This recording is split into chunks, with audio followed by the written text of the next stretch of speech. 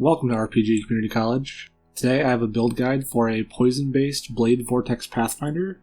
This is the strongest and fastest build that I've made in a while, and it's also able to clear all the content in the game on a budget, and it works very well in solo self-found because all the necessary gear to make it happen is easily farmable or craftable. But let's break down what a Poison Blade Vortex Pathfinder is, and how all these choices work together to create an extremely effective build.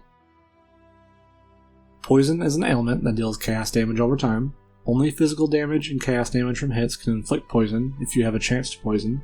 Poison damage can be directly scaled by any increases to damage over time, chaos damage, poison damage, and generic damage increases. Also, sources of chaos damage over time multiplier, damage over time multiplier for poison, and damage over time multiplier are very potent DPS increases, and these can be found in the skill tree and on gear. Unlike other ailments, poisons have no limit to the amount of poisons that can be applied to the same target, but they do have a shorter base duration of only 2 seconds, so you don't just want to hit hard, you also want to hit fast. And this is where Blade Vortex comes in. Blade Vortex, or BV for short, is a spell that summons blades to spin around you, dealing damage to any enemy that is unfortunate enough to come into contact with them. The more you cast the skill, the stronger and faster the blades will become. At its max stacks, which is 10, BV will hit 7.5 times a second, and have 350% more damage with hits and ailments. This is great for applying poisons. And when it comes to ascendancies, there are really only 2 choices for poison builds. Well, technically 4, but Trickster and Occultist are better choices for damage over time builds that are not poison based. Assassin and Pathfinder are much better for poison builds. If you want to go crit, Assassin is most likely going to be the superior choice over Pathfinder, but in this build, we're not going crit, making Assassin less desirable. And I go non-crit because gearing for a crit build is much harder than gearing for a non-crit build, which makes this build easier to play in solo self-found, a very strong league starter, or a budget build, as some would call it. And DPS boosting flasks are pretty huge for poison, as well as pretty accessible, so Pathfinder is going to be the best ascendancy for this build.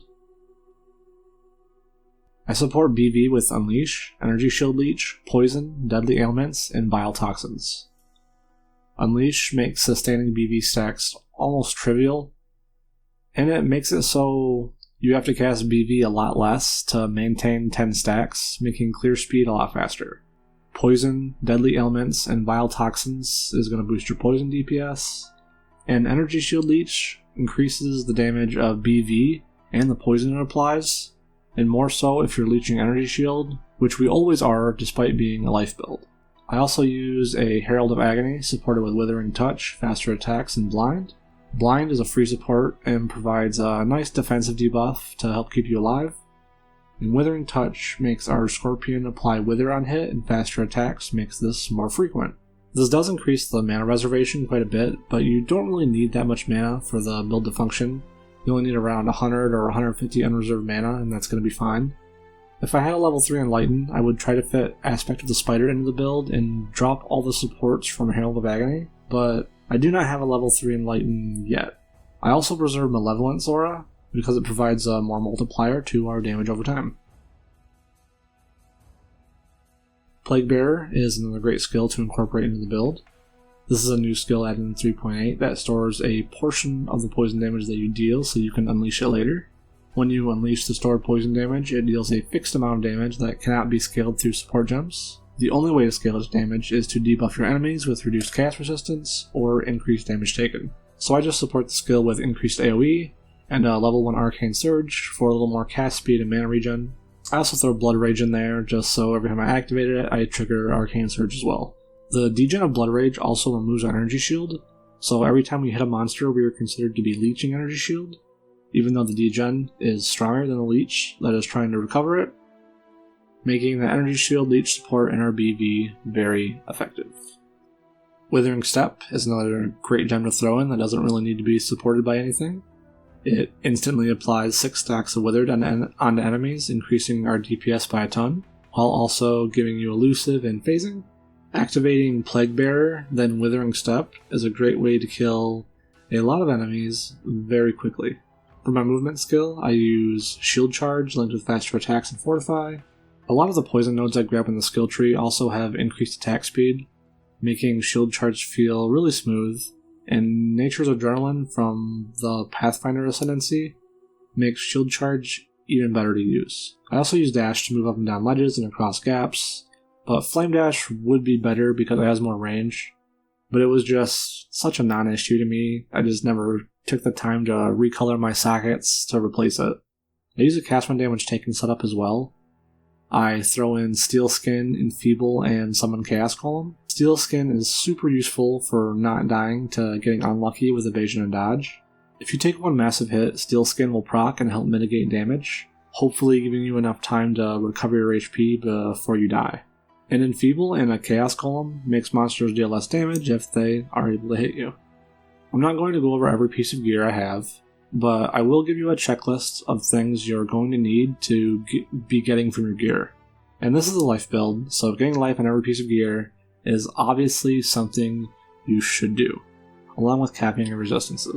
I think this doesn't really need to be said. Besides that though, you're going to need to get 179 int if you want to use the one that I'm using. That causes enemies to explode on death. It's called Obliteration, and it's a fairly common drop. And it also has a div card that you can farm from hidden chests in the Delve Mine. These are the chests that are located behind walls and off the beaten path. You're going to want to get the Blasphemer's Grasp gloves. They are a drop from the Elder encounter. And you can easily farm these gloves by farming Elder on white maps. You are guaranteed to get these gloves, or a Cyclopean Coil, from killing Elder on white maps because there are only 2 uniques that are in the Elder's guaranteed drop pool on white maps. Then getting as many Elder items into your build as possible is going to give you a huge damage increase. Getting some percentage increased mana regeneration and flat mana is pretty important. You will eventually reach a threshold where you don't need to use a mana flask anymore, freeing up one of your flask slots, which I use for a quartz flask that's going to be boosting up my dodge. Aziri's Promise is also an important flask that you're going to need to get. It is pretty easy to farm, and it's incredibly powerful in this build, providing leech and a huge damage increase. And because we're a Pathfinder, this flask basically has 100% uptime. Witchfire Brew is another important flask you're going to want to get. This is a little harder to get, but it's not exactly the rarest flask either. The best way to get this flask will be from beast crafting, farming for the beast that allows you to craft a random unique flask. Jade Flask is also great for making you hard to hit, significantly increasing your defensive ability. I would say these things are pretty mandatory for the build, but here are some things that are not exactly mandatory, but you should think about. I tried to craft jewelry with an open suffix on it, so that I can mastercraft +1 minimum friendly charge onto it. This craft only costs 1 Divine Orb now, and provides a very nice damage increase. Crafting a weapon with fossils can make you a weapon that is much better for single target. This will give you a mod that makes it so you have a 60% chance for poison to deal 100% more damage. And getting skill effect duration on a pair of Elder Boots is a nice quality of life thing for Blade Vortex. I mean, the longer your BB stacks last, the less you have to cast them. And hear me on my skill tree for level 90. Choosing which nodes not to get was actually pretty tough. There are a lot of useful nodes for this build that require no traveling to get, but this is the most effective tree that I could come up with. I focused on getting damage over time multiplier nodes, increased flask effect, and life dodge and evasion. For leveling, I work up towards the shadow starting area, getting the int that I needed, and then I headed for the Scion life wheel. And I would not get Volpact until you have the Aziri's Promise flask, and you can use it. You're not going to have enough leech otherwise. I spent my ascendancy points in this order. I got Nature's Reprisal, Master Toxicist, Nature's Boon, and then Nature's Adrenaline. If you're okay with having a slower shield charge, Master Alchemist is a good choice too. Elemental Ailment Immunity is great. Past level 90, I would grab more health nodes until I had 6k life, then work my way towards Force Shaper. I also anointed Corruption into my amulet.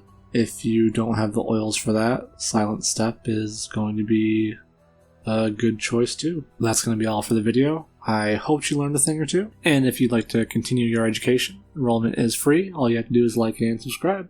Thank you for watching. I wish you the best of luck in all of your endeavors, and I hope to see you again soon.